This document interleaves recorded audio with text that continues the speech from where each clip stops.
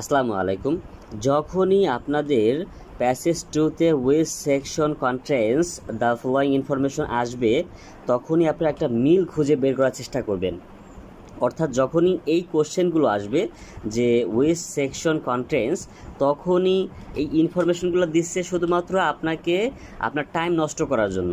তো আপনারা সব সময় এইটা বাদ দিয়ে এই প্যাসেজের অন্য কোশ্চেনগুলো করবেন এবং অন্য কোশ্চেন থেকে আপনারা কিভাবে এটার সাথে মিল খুঁজে নেবেন সেটা আজকে শিখাবো।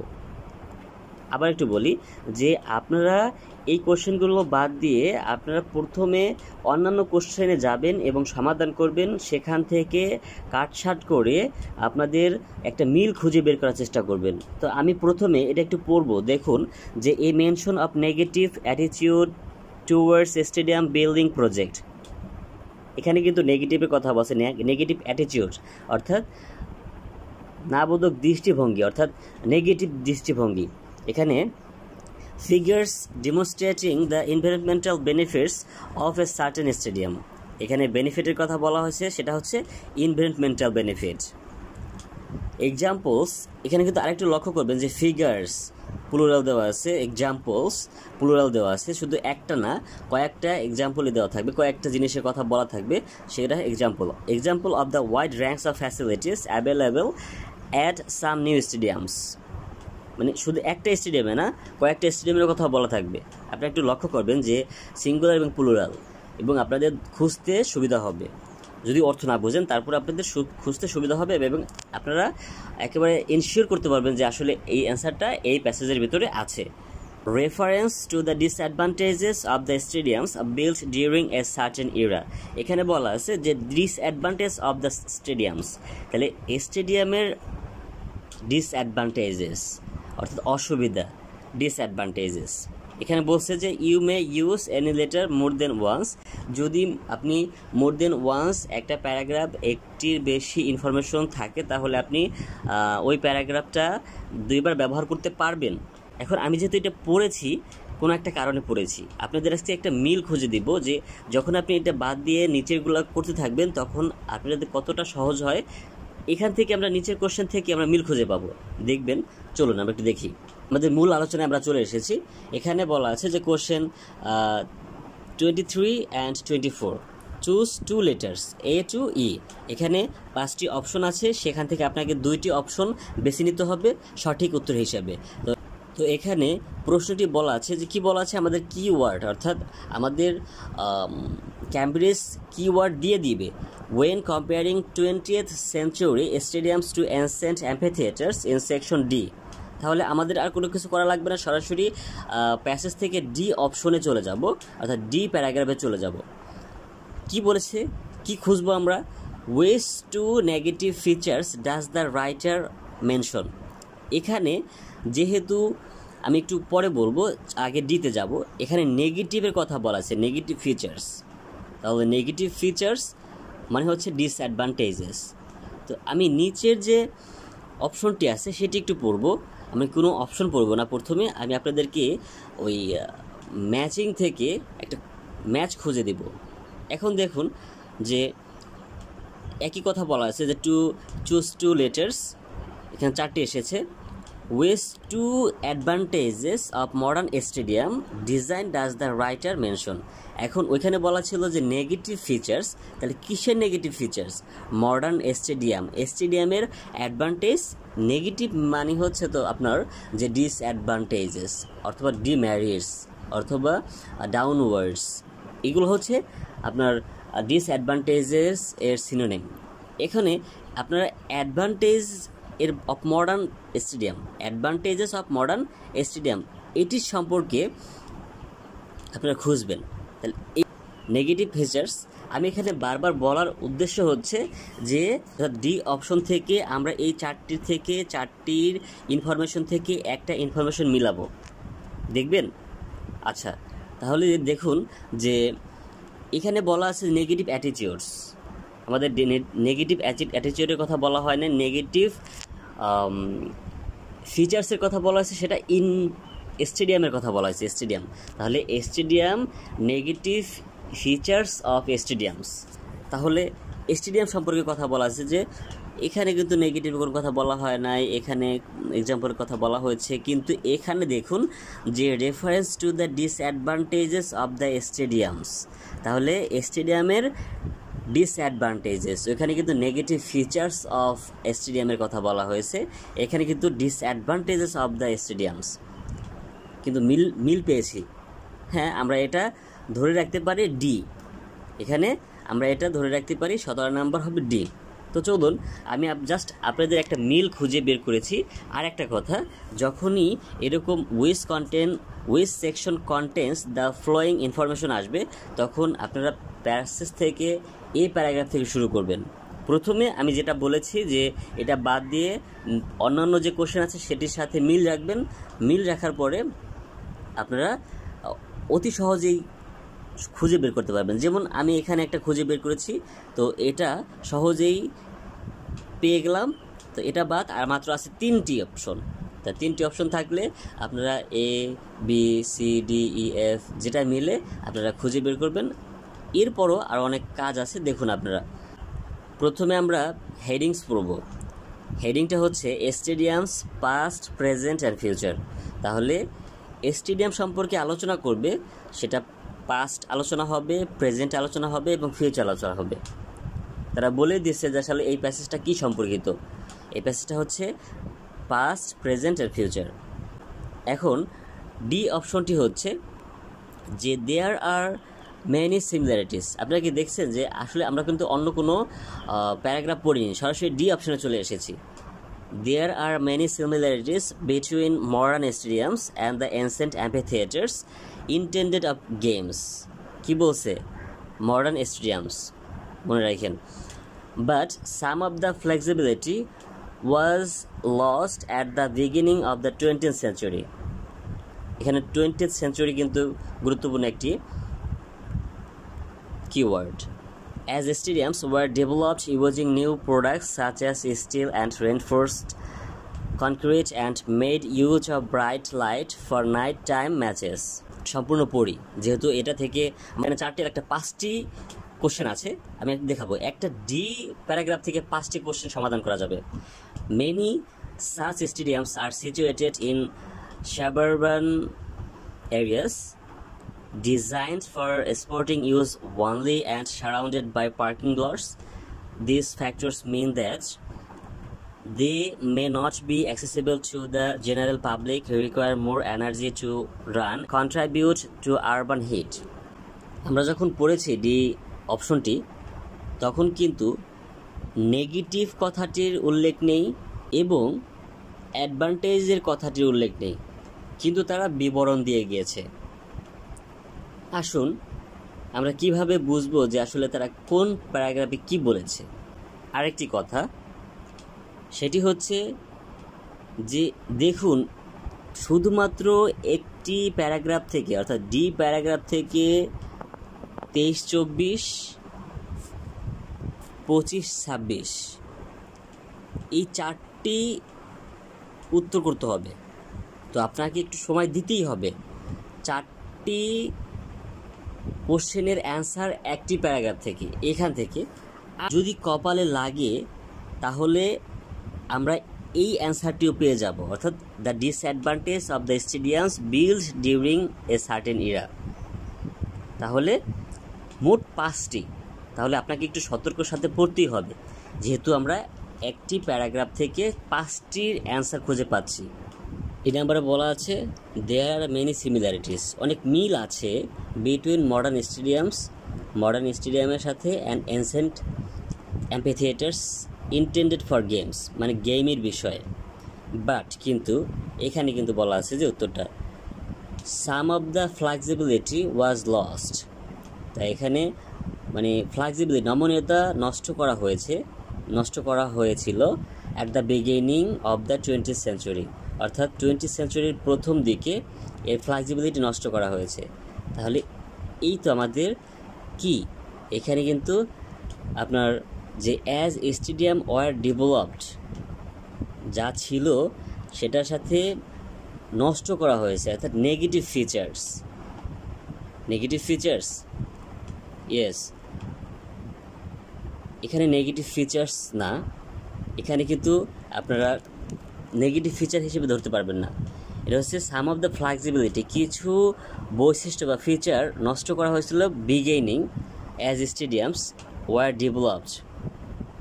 তাহলে ইউজিং নিউ প্রোডাক্টস, নতুন নতুন প্রোডাক্টস ব্যবহার করেছিল, এটা কিন্তু advantages such as steel, reinforced concrete and made use of bright lights for night time matches.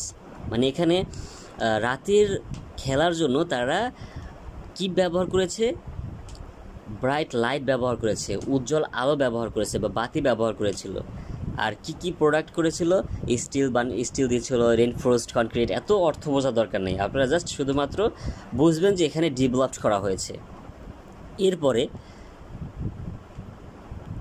যেহেতু আমরা প্রথম প্যারাগ্রাফটা পড়লাম, তাহলে অ্যাডভান্টেজেস কথা বললাম, অ্যাডভান্টেজের যে কথাগুলো সেটি আমরা সরাসরি অ্যাডভান্টেজের অপশনে চলে যাব। যেহেতু প্যাসেজ থেকে আমরা অ্যাডভান্টেজের কথা আগে পেয়েছি, সেহেতু আমরা অ্যাডভান্টেজের কথাগুলো আগে পড়ব। দেখুন যেখানে অ্যাডভান্টেজের কথা বলা আছে, অ্যাডভান্টেজ, যদি অ্যাডভান্টেজ থাকতো তাহলে একটি, অ্যাডভান্টেজেস এটা প্লুরাল কিন্তু, খেয়াল রাখবেন। হ্যাঁ, তাহলে আমরা একটু অপশনগুলো পড়ি। যে offering improved amenities for the enjoyment of sport events, না এই সম্পর্কে কথা বলা হয় নাই। Bring community life back into the city environment, হ্যাঁ এটা একটু মিল পাওয়া যায় যে bringing community life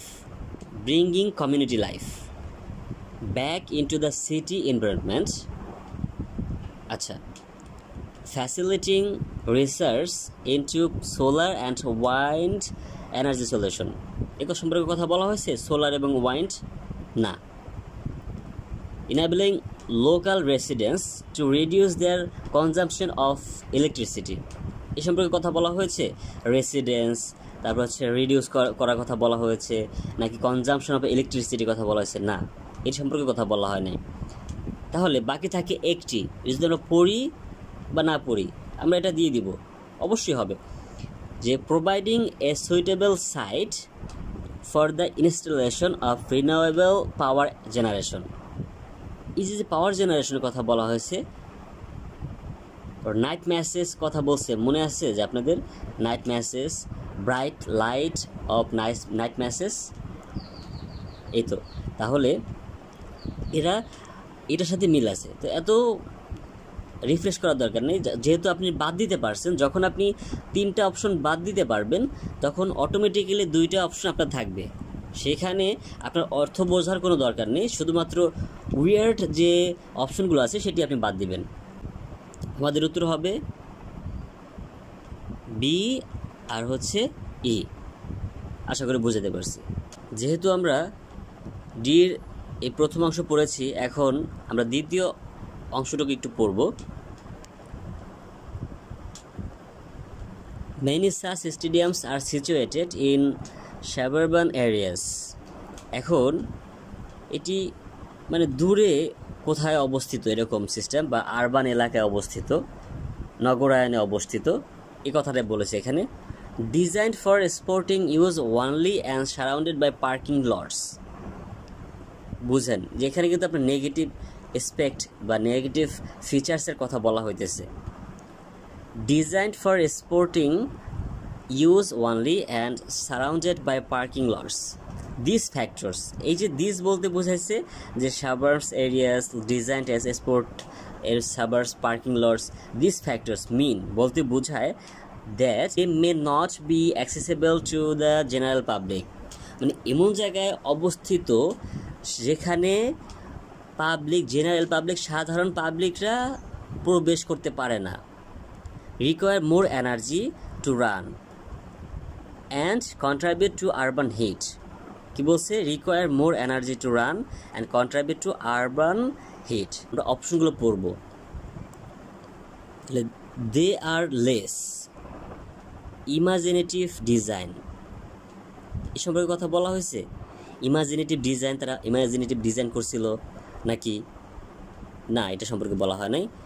they are less স্পেসাস, হ্যাঁ এটা একটা মিল পাওয়া যায়।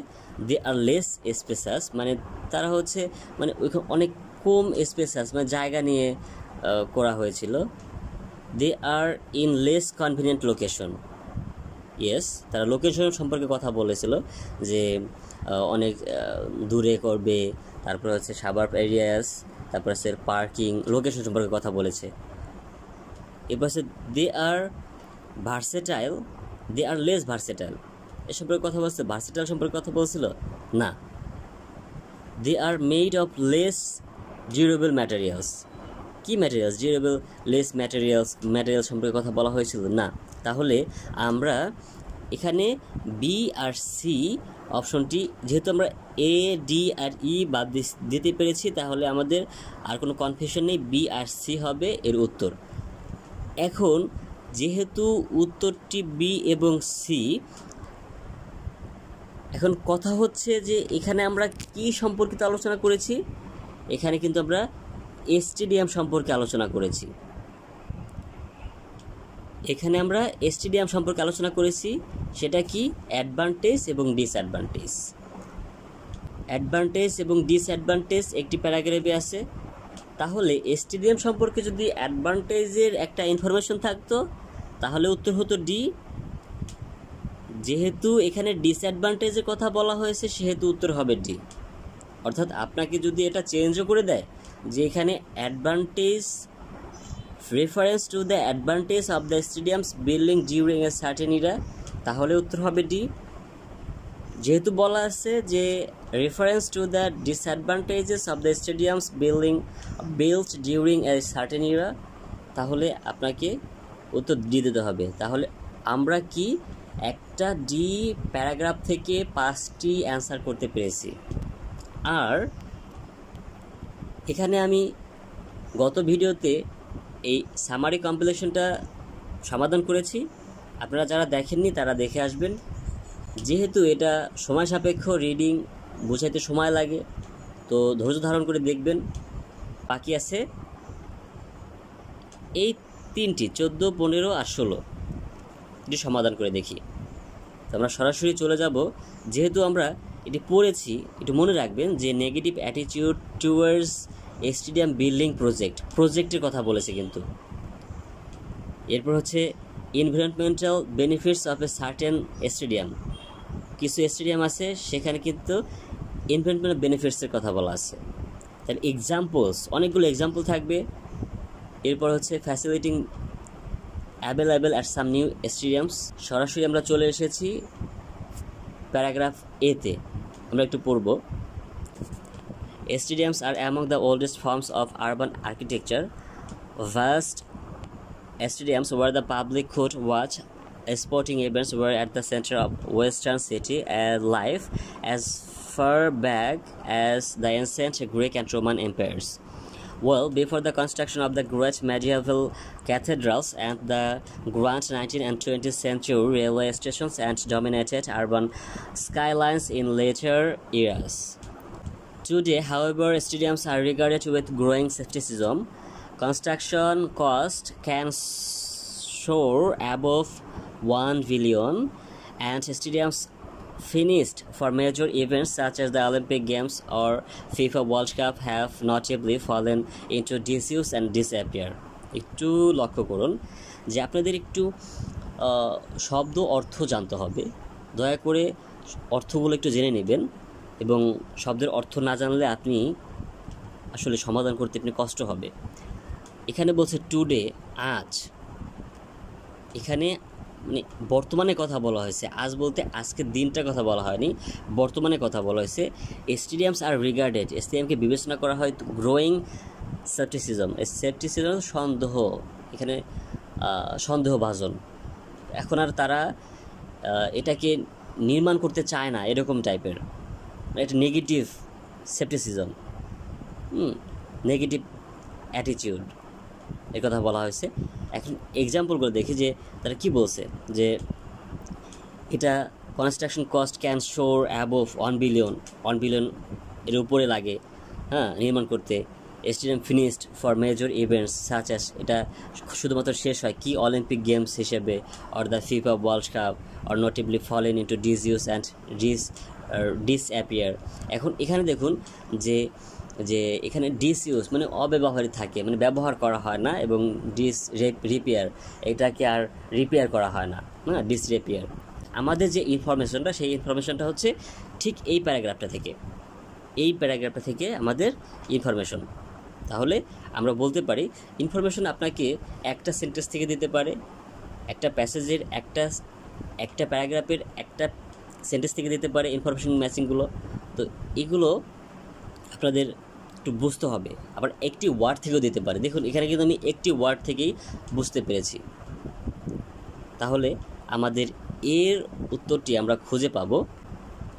এই প্যাসেজটিতে আমাদের কিন্তু negative attitude towards stadium building project সম্পর্কিত, যে ডিসইউজ ডিসঅ্যাপিয়ার এটা একটা প্রজেক্ট, এটা অন বিলিয়নের উপরে যায়, হ্যাঁ, এটা একটা সন্দেহভাজন, তাহলে নেগেটিভ অ্যাটিটিউড এটা পেয়েছি। কিন্তু আপনি যদি দুইটি অপশন ম্যাচ করেন তাহলে কিন্তু তারা কোনোভাবে যায় না। যেমন এনভায়রনমেন্টাল বেনিফিটস, এটা কিন্তু যায় না। এনভায়রনমেন্টাল বেনিফিটসের কথা কিন্তু বলা হয়নি, এবং এক্সাম্পলস মানে অনেকগুলো এক্সাম্পল আছে সেটা কিন্তু বলা হয়নি, এবং নিউ স্টেডিয়াম সম্পর্কে কিন্তু বলা হয়নি।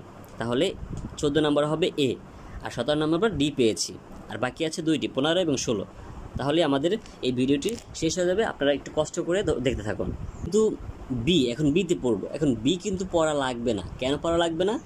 আপনি যদি এই ম্যাচিংগুলো অর্থাৎ ইনফরমেশনগুলো ম্যাচ করার আগে বি আর হচ্ছে ডি অপশনটা সমাধান করেন, তাহলে আপনারা বুঝতে পারবেন যে বি হচ্ছে কি সম্পর্কিত কথা বলা।